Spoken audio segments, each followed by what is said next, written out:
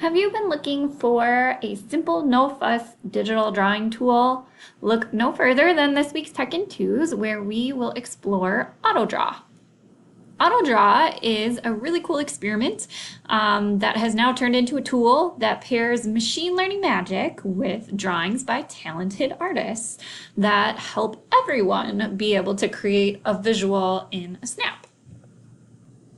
Autodraw provides a canvas to create with, and if you utilize the Autodraw feature, it will try to interpret your doodles and provide you a doodle with a bit more professional flair.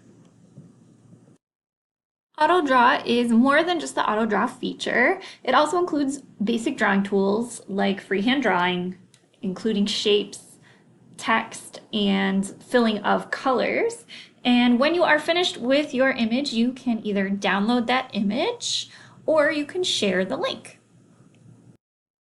If you are familiar with Google Drawings and are artistically challenged or are working with younger students, Autodraw can be a much more powerful tool. Think about how you might be able to utilize Autodraw for sketch notes, infographics, flyers, postcards, custom images for inserting into a presentation, storyboard, logos, and much, much more. So the next time you find yourself in need of a digital drawing tool, give Autodraw a try.